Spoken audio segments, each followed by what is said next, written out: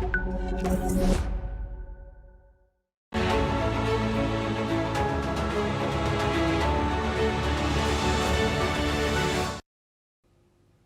and welcome viewers, I am Pia and you're watching NewsX World. As the world's eyes are trained towards the SCO summit in Shenzhen, let's take a look at the top headlines this hour.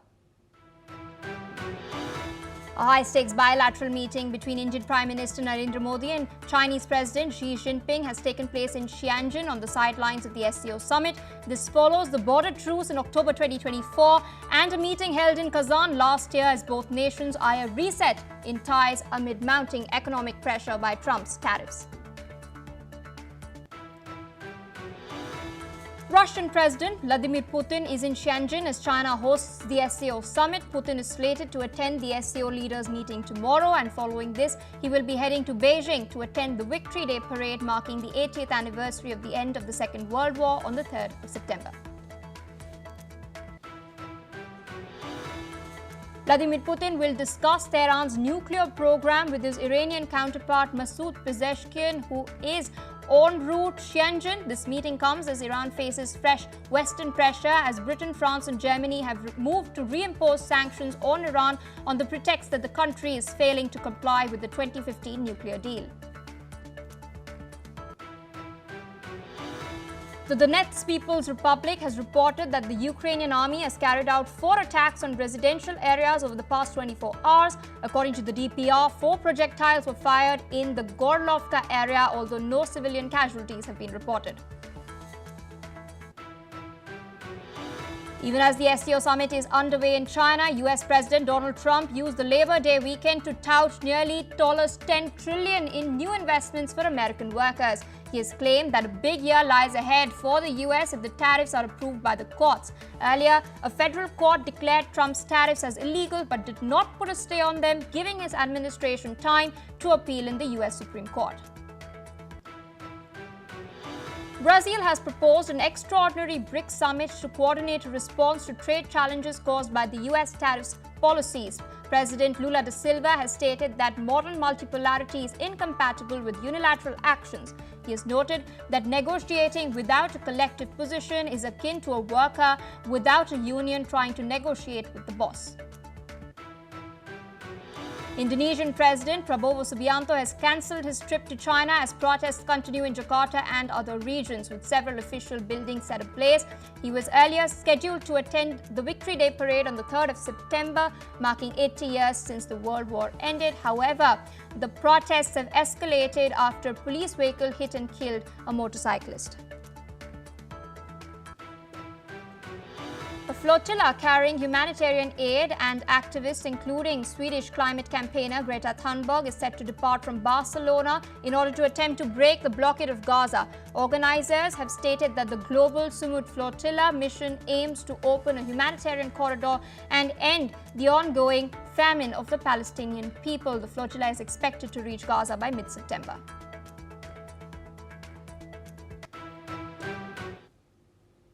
All right, viewers, continuing our coverage of the SCO summit in Shenzhen, where leaders from across 24 nations are gathering to discuss key global issues. Latest developments coming in. Chinese state media reports that Beijing supports Armenia joining the SCO. Both sides have pledged firm mutual support, deeper cooperation across fields, and have formally established a strategic partnership. Meanwhile, Turkish President Recep Tayyip Erdogan has also arrived in Shenzhen for the summit.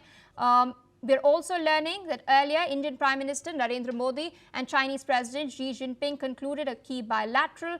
This comes amid global trade tensions and recent steps to ease travel and improve relations. On that note, let's listen into what Xi Jinping has said.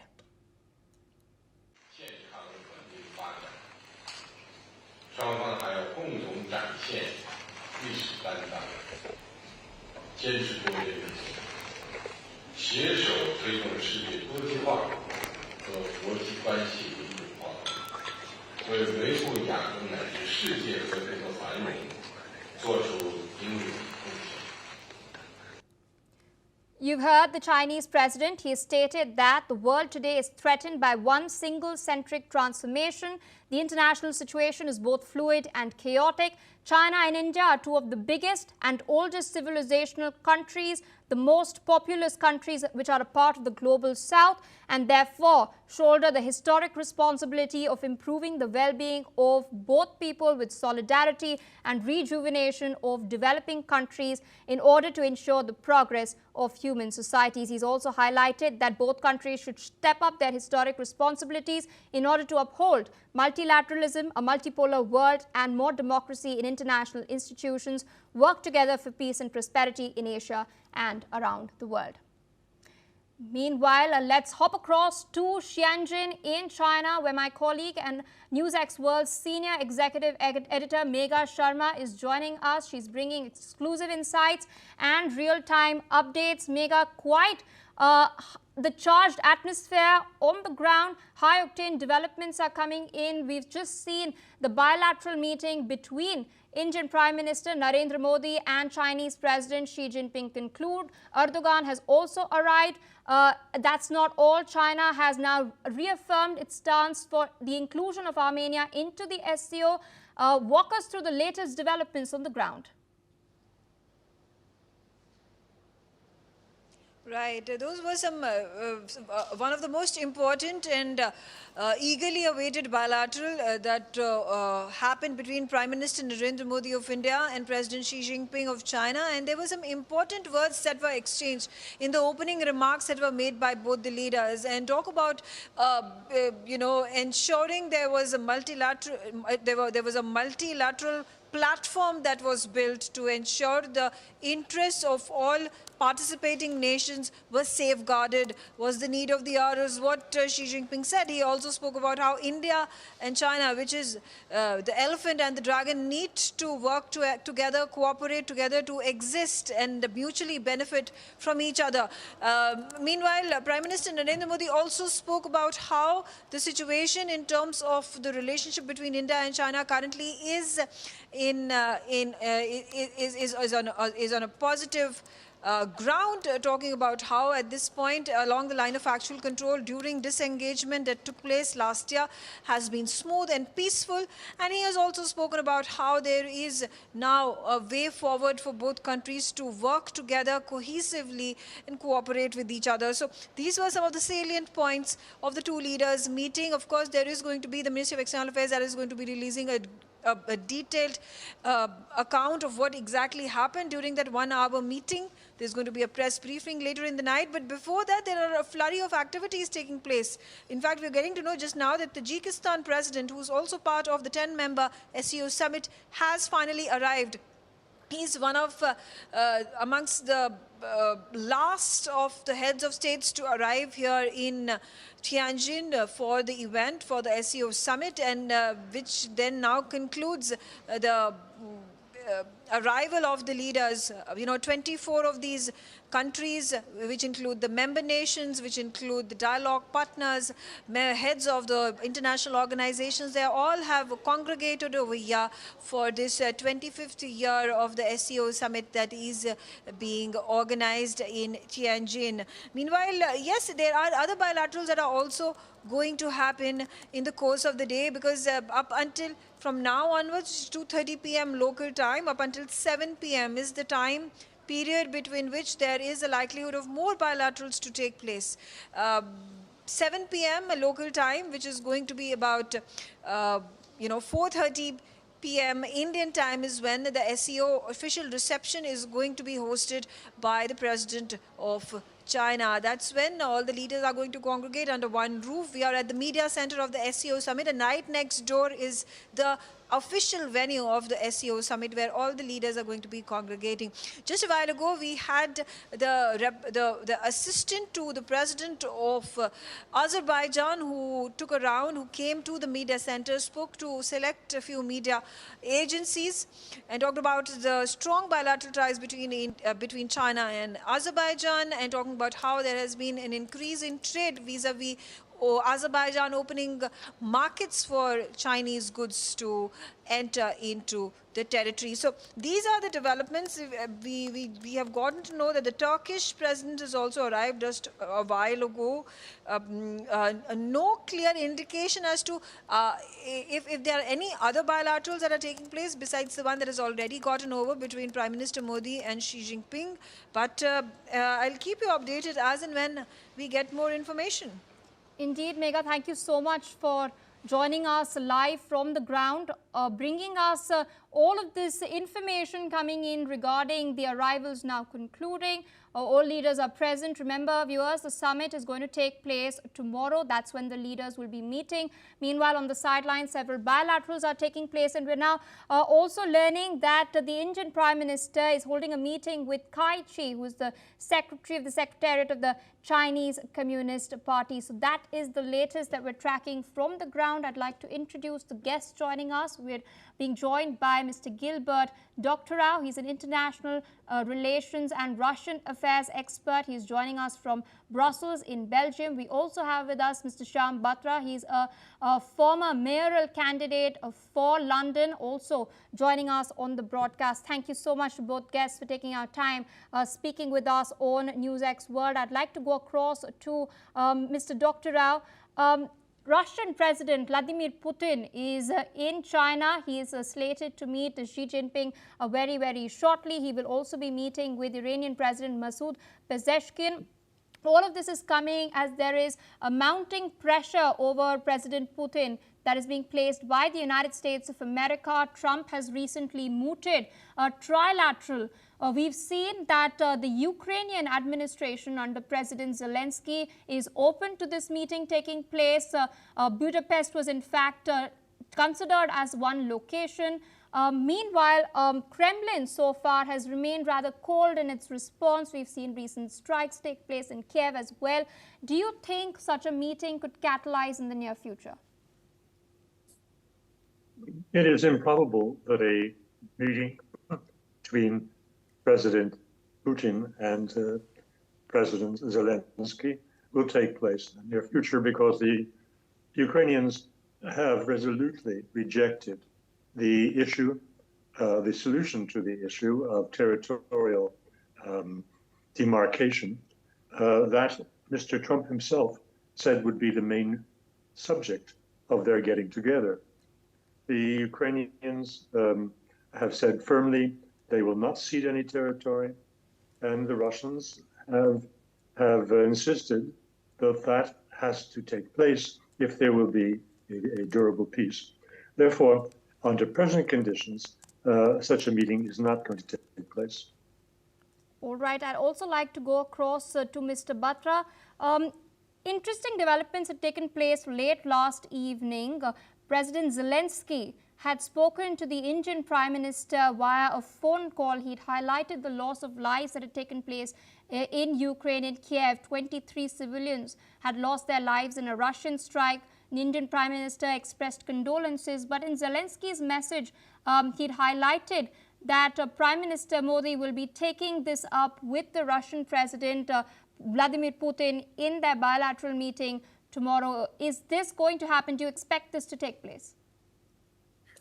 Well, I'm hoping so. But the thing is that I've always said that the war in Ukraine and Russia must be stopped. If it doesn't get stopped, there's going to be catastrophes across the globe. A lot of countries are going to start their own little things. And the way the actions have been handled by the US as well, they've used a guy for negotiations who has no experience, has never been in this position. How the hell can he settle a war with Russia and Zelensky? They're both coming to separate tables every day. So whilst Putin has met Trump, his tariffs and everything else are shocking the nations across the globe. I mean, it is going to lead to poverty, not prosperity. And this war must be stopped. I'm happy to communicate and negotiate. When you're in these type of negotiations, even if India now gets involved, or China, or Africa, or whoever, this war must be stopped. There are a lot of civilians that are dying for no reason. on the front line. Bombs are happening whilst negotiations are being taken place. The first thing you've got to do is stop all of this stuff and start moving to a table where both parties, with a sensible team, can sit around and fix this problem. It is not going to get fixed. The way the world is handling things and the way that the leaders are handling the Ukraine and Russia position is really bad. I think Putin is a smart man, an intelligent man. He knows what he's doing. But if he doesn't see the light at the end of the tunnel, he's going to continue his world. And Zelensky is sitting back far away, going to 100 different places and saying, help me, I need tools, I need this, I want to bomb them. There needs to be proper communication, proper negotiations about what is happening. And it's not going on. It's never going to stop. This is going to continue on, and other countries are going to get frustrated. And because this war is stopping a lot of things around the world. Our oil, gas, water, Russia has a great handle on it. Nobody can get to the Western world. Putin is going to start fighting now with the Western world because of sanctions and everything else. Our country, being a Western nation, is not helping matters. Our Prime Minister is not using his methods for peace and negotiations. We need prosperity, not poverty. And the only way to do that is to stop this war. Absolutely. I'd like to come back to Mr. Dr. Rao. Speaking of the SCO itself, the relevance of the organization has often been questioned over the years, especially due to frictions between two of the countries, India and China. However, there have been some recent developments in the international geopolitical arena and the economic arena as well. The US is adopting a more protectionist stance as far as its economy is concerned. It's also been slapping steep tariffs against other countries. India and China, in the meantime, have reached a border truce. There have been talks that have taken place today, focusing on greater access to each other's markets as well. So in light of all of these developments, where do you see the organization and its relevance heading to next? There's a lot of confusion in the public mind as what is the Shanghai Cooperation Organization? How does it differ from the G7? How does it differ from BRICS? And let me make it clear, the 30-year history of the SCO has been focused, as stated in its original founding documents, on regional security. It is an East Asian security organization that is gradually broadening its agenda. I think the imposition of these tariffs by Mr. Trump has heightened the interest within the SCO members on trade and economic issues, whereas, as I say, the basic papers of that organization are, strictly speaking, security. It started out as an organization to combat terrorism, particularly having in mind Islamic fundamentalism, which was rife when the organization was founded.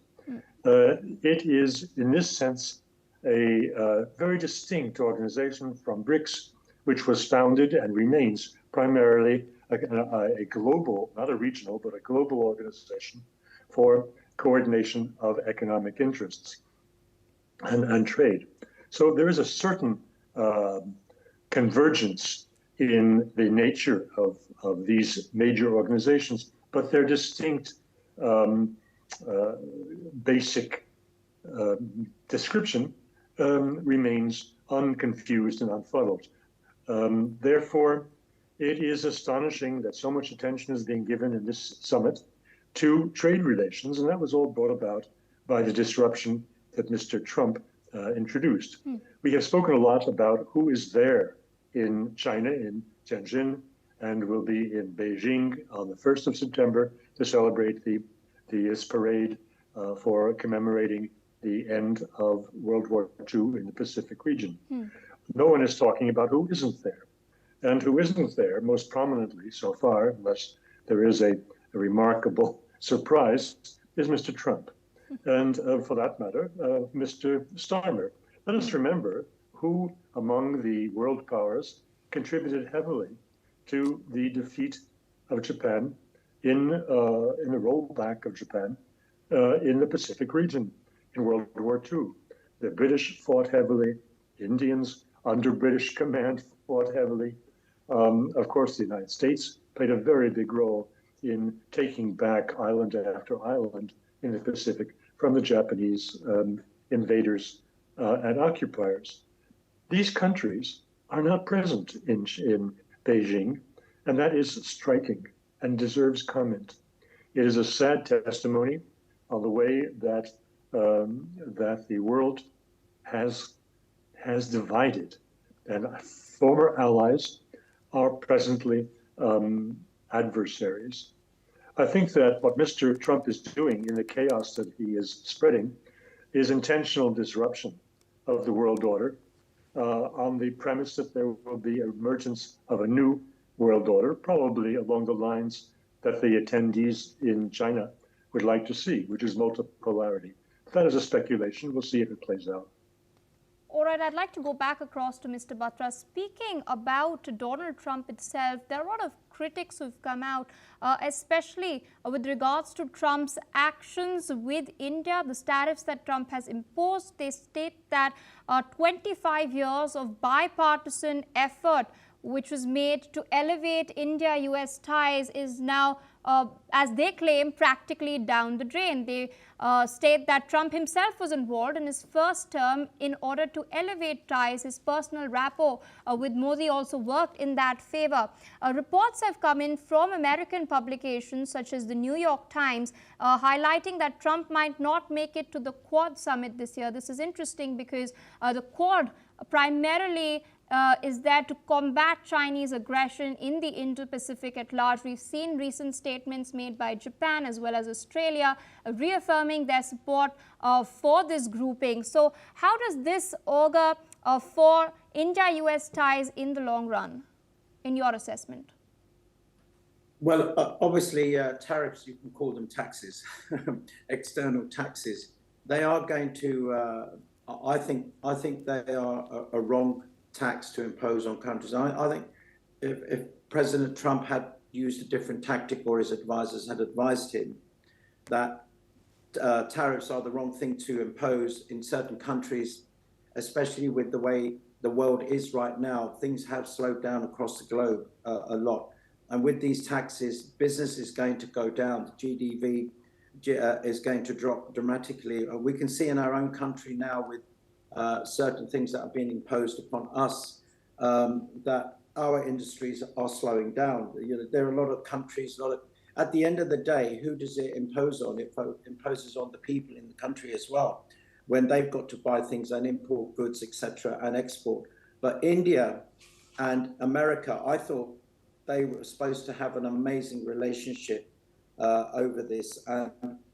What's happened is it's been more of the negative side, because I believe that Trump has now imposed almost 100% on quite a lot of areas in India for goods, etc., to be supplied and delivered, etc., and vice versa.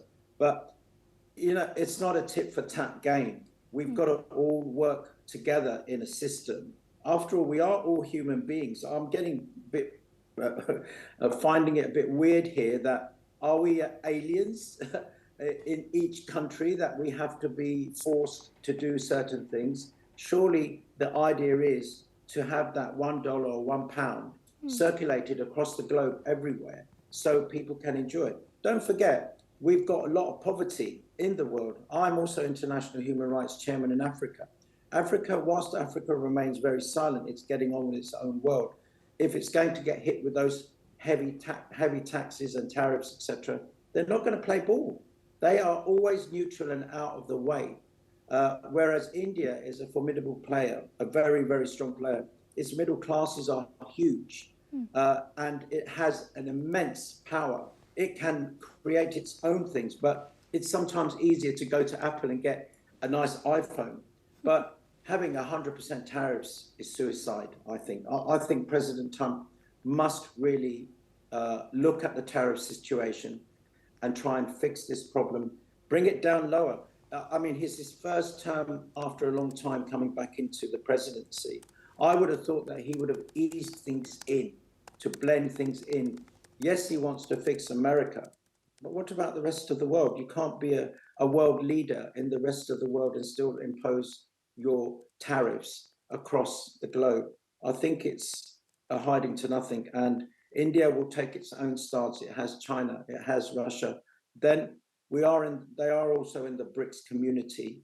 I think it's a great idea that they will end up doing their own products and own things to avoid these type of tariffs. Certainly, Putin doesn't agree with this, and even by bringing him out into the open, nothing happened. So I think the double tariffs is a bad idea. Indeed, as you've put it, India's position, especially as a large market, has been recognized by the UK as well recently. The FTA is a testament to that. I'd like to go back across to Mr. Dr. Rao. I'd like to digress a little bit here as well, go back to Putin. He's going to be holding an interesting meeting with the president of Iran, Masoud Pezeshkian. We've recently seen talks between the E3 powers, Britain, France and Germany, break down.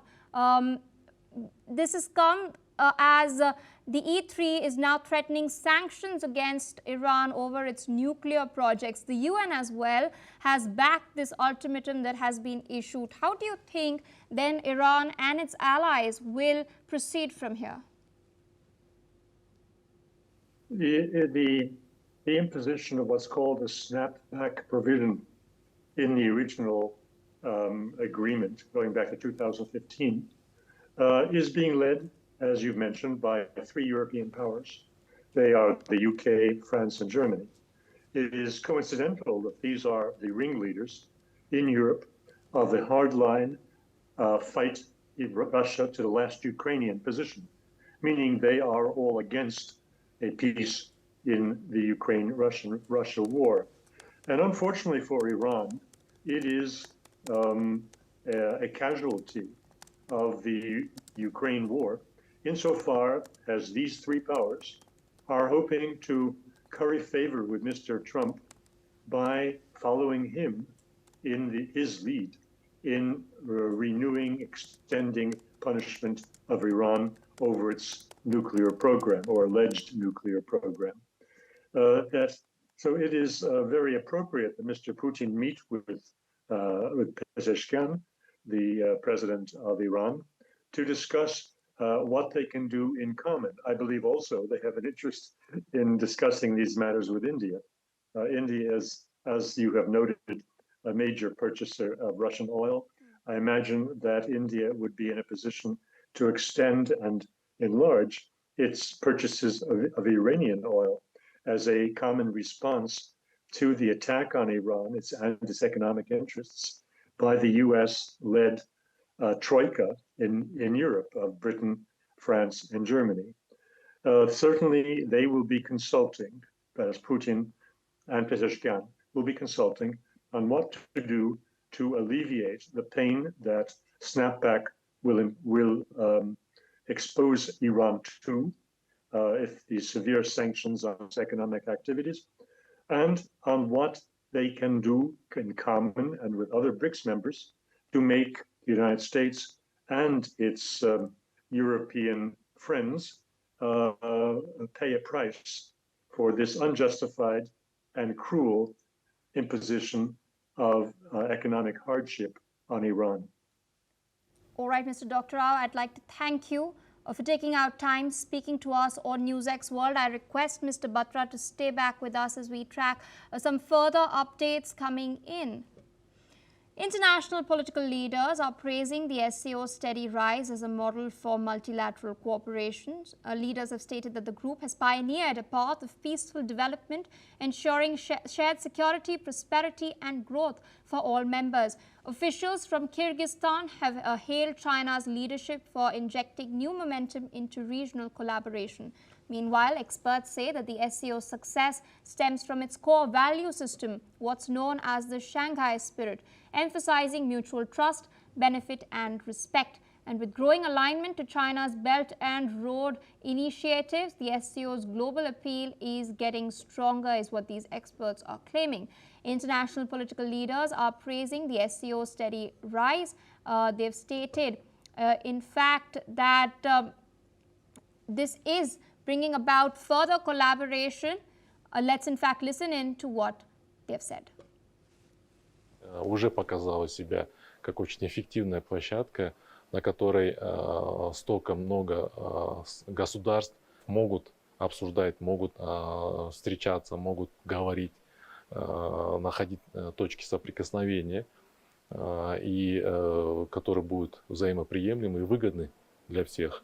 Это, я думаю, что один из примеров того, как можно и как нужно сотрудничать всем организациям. В рамках председательства этого года, я думаю, будут дан доп. Импульс взаимодействию между странами. А для Кыргызстана это вдвойне важно, потому что у нас предстоит председательство. Да? Главным достижением Шанхайской организации сотрудничества является его генетический код. Это шанхайский дух, который подразумевает взаимное уважение, взаимное доверие, равенство, консультации, уважение к многообразию культур и стремление к совместному развитию. Вот эти 6 принципов, основополагающих принципов организации, являются полюсом притяжения для других стран. С каждым годом растет число государств, готовых присоединиться к этой организации. Shifting focus away from the SCO summit towards the United States of America, US President Donald Trump has announced plans to sign an executive order requiring voter identification for all voters. The order will also limit mail-in voting to those who are very ill or serving in remote military locations. Trump is pushing to overhaul the US electoral system following his claims of fraud in the 2020 election. He's called for the end of electronic voting machines in favor of paper ballots and hand counts, which election officials say are more costly and time-consuming. A previous executive order requiring proof of citizenship for federal voters was partly blocked by a judge. Still with us on the broadcast is Mr. Shyam Batra. Thank you so much for waiting patiently. The UK does have a voter ID cards that require to be shown before a person casts their vote in the local elections or in the parliamentary elections. Up until now, there have been only about 16,000 voters who have been turned back from booths and 10 convictions in cases of fraud. So Trump trying to take a leaf out of the UK's book. Is this a genuine bid to curb voter fraud, or is it a bid for him to gain points with his voter base? It's a good question. The UK, for example, for many years has been using this small piece of paper and a very small pencil, and you put an X on this and goes into like this small envelope type thing that you put your voting card in. I think it creates more fraud. And I don't know, and I shouldn't say, and I really don't know. The internal system, I think, could be very much frauded, because if you're using a pencil and a piece of paper, how quickly can that be dismantled and something put in its place? Or the vans, when they collect the voting cards, the voting papers, get switched or doesn't get switched. I think it's open to a huge amount of fraud. And in the last election in the UK, not many people voted. It was a disastrous election because our ex-Prime Minister, Mr. Sunak, had also just thrown the voting system out of the bag in 4 to 5 weeks. Everybody was scrambling to become Prime Minister, etc., etc. I think it opens up a door, whereas I would say that if today we're living in a modern technological age and we've got the internet and we've got this digital, I would have thought that a digital ID system would have been the better system to have used, but obviously more robust than what it is currently, I would say. If everybody had, I mean, that again is open to fraud, unless it's a blockchain system. But I think that the paper stuff that's going, isn't it happening in America anyway, that people are using paper ballots anyway? Yes. And I've seen that the electronic systems are working, but I don't think it impinges on 2020's election, etc., that there was a great deal of fraud or not. But the fact remains now that with the acumen of multimedia and everything else, that's going on with the advent of Musk getting involved in helping Trump to succeed or any president to succeed. I'm not sure whether the paper voting system is really going to work, or is it going to be open for severe fraud? I don't know. All right, with that, Mr. Batra, I'd like to thank you for taking out time, joining us on NewsX World, sharing your perspective on these developments. Meanwhile, viewers, due to paucity of time, we must wrap up this bulletin here. More news and updates on the other side. Stay tuned.